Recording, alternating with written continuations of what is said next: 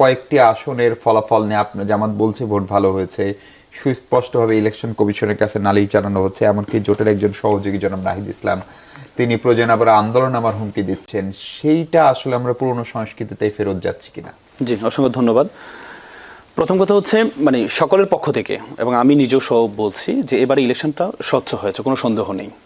Election সুষ্ঠু হয়েছে, কিন্তু ইলেকশনের বিষয়টা নিয়ে যেখানে ফল গণনা পর্যন্ত আমরা ছিলাম, হ্যাঁ, যেখানে প্রশ্নটা সেখানে সেটি হচ্ছে গণনা এবং হচ্ছে আপনার ঘোষণার ক্ষেত্রে কিছু কিছু আসনে যেমন আছে এনসিপি থেকে একটু আগে সাংবাদিক সম্মেলন করে ওনারা কিন্তু বলেছেন, সজীব ভুঁইয়া বলেছেন 2008 সালের যে ইলেকশনটা, সেই ইলেকশনে বিএনপিকে 30টা আসন দেওয়া হয়েছে, সেখানে 32% ভোট এই বিএনপি পেয়েছিল, আর পার্থক্য ছিল মাত্র হচ্ছে 10 থেকে 12% পার্থক্য ছিল, কিন্তু আসনের ক্ষেত্রে প্রায় পার্থক্য হচ্ছে 230টা আসন আওয়ামী লীগ পেয়েছে। মানে হচ্ছে আজ যে জোট, এই জোটে 77টা আসন পেয়েছে। কিন্তু আপনি যদি দেখেন, আমার কাছে একটা ইকুয়েশন আছে, আপনার 53টা আসনে মাত্র ভোটের পার্থক্য 2 থেকে 5,000 ভোট পার্থক্য, মাত্র এই 53টা আসনে পার্থক্য হচ্ছে 2 থেকে 5,000 ভোটের পার্থক্য। হ্যাঁ, এই যে পার্থক্যের ক্ষেত্রে এখন প্রশ্নটা আসলো কিভাবে? আসলো হচ্ছে এভাবে, আমরা যখন গতকাল কি দেখেছি, আপনি যে মির্জা আব্বাসের আসনটা দেখেন, ওনার আসনটা কিন্তু একসময় ভোট গণনা বন্ধ ছিল, এবং কি বলা হয়েছে ওনার যে ব্যালট পেপার, ওনার যে ওনার এই ধানের শীষে যে মার্কাটা এটা নিচে ছিল, নিচে থাকার কারণে যে পাশে যে ফাঁকা ছিল ওই ফাঁকায় সিল দিয়েছে, এগুলোকে কাউন্ট করা হয়নি।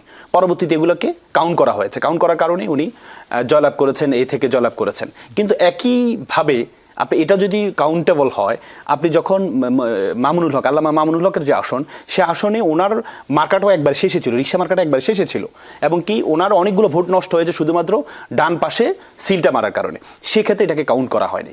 এই আপনি যখন এই দ্বিচারিতা যখন দেখেছে, তখন কিন্তু প্রশ্নটা ইলেকশন ট্রাইব্যুনাল রয়েছে, আপনি আইনজীবী, আপনি ভালো জানেন, তখন তো প্রশ্নটা এখন ব্যাপারটা হচ্ছে আমরা তো হচ্ছে এই পর্যন্ত নির্বাচন কমিশনকে আমরা এই পর্যন্ত যতগুলো দেখেছি, ওনাদেরকে হুমকি দামকি দেওয়া ছাড়া এই পর্যন্ত সমাধান হয়নি। আপনি দেখেন নির্বাচনের 2 দিন আগে বলে যে 300 গজের মধ্যে মোবাইল ব্যবহার করা যাবে না, যখনই গিয়ে একটু আন্দোলনের কথা বললো, করলো, তখনই কিন্তু ওনারা আবার এটা থেকে আবার ফেরত আসছেন। আপনি অনেকগুলো বিষয় আপনি দেখবেন নির্বাচন কমিশনের। এখন ব্যাপারটা হচ্ছে এই যে এটা তো আমাদের একটা সংস্কৃতি, আমাদের দেশের একটা সংস্কৃতি যে কোনো কিছু হলে যে আমরা আন্দোলন করব মানে এটা না যে আমরা সরকারকে মানব না, নির্বাচন মানব না, আমি আপনাকে আরেকটা প্রশ্ন করতে চাই, যেহেতু গত অংশে আমি আপনাকে পাই নাই।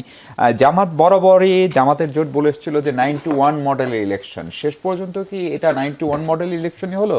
কারণ আমি নিজে জামাতের করেছিল, তারা ক্যাবিনেট ফর্ম করে পেরেছিল এবং শেষ পর্যন্ত আওয়ামী লীগের ভরাডুবি হয়েছিল। না দেখেন, আপনার 91 মডেল কোন অর্থে বলেছিলেন?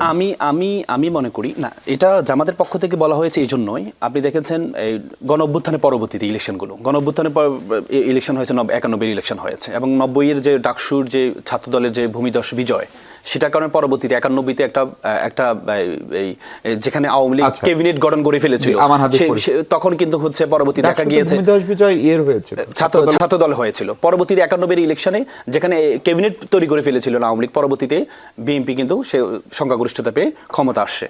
এখন পরবর্তীতে এই যে এবার দেখলাম যে একটা অভ্যুত্থানের পরবর্তীতে ইলেকশনটা হচ্ছে, এবং কি ছাত্র সংসদ শুধু একটা না, 5টা ছাত্র সংসদের যখন ভূমিধস বিজয়, যখন জামাত শিবিরের এই থেকে যখন হলো, তখনই কিন্তু এটা একটা আশা। এখন আপনি তো আশা করতে পারেন যে পরীক্ষা দিতে যায়, প্রত্যেকে তো পরীক্ষা দেওয়ার আগে চিন্তা করে আমি ফার্স্ট হব।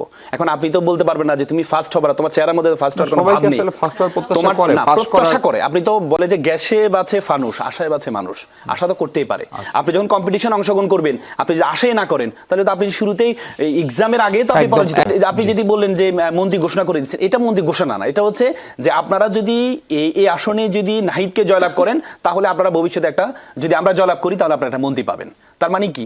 তার মানে এটা দ্বারা হচ্ছে যে যারা আছে ভোটার আছে, তাদেরকে একটা আশা দেখানো, আপনাদের এখান থেকে একটা শুধু এমপি না, যদি এইভাবে বোঝেন যে সরকারের একজন দায়িত্বশীল কর্মকর্তা নাহিদ সাহেবকে একবার নিয়ে লিখেছিলেন যে তিনি প্রত্যাশা করেন, তার গুড উইশ ছিল তিনি একদিন বাংলাদেশের প্রধানমন্ত্রী হবেন, ফলে প্রধানমন্ত্রী থেকে তাকে মন্ত্রীতে আনা, এই আলোচনাও কিন্তু হয়েছে নাহিদ ইসলামকে নিয়ে।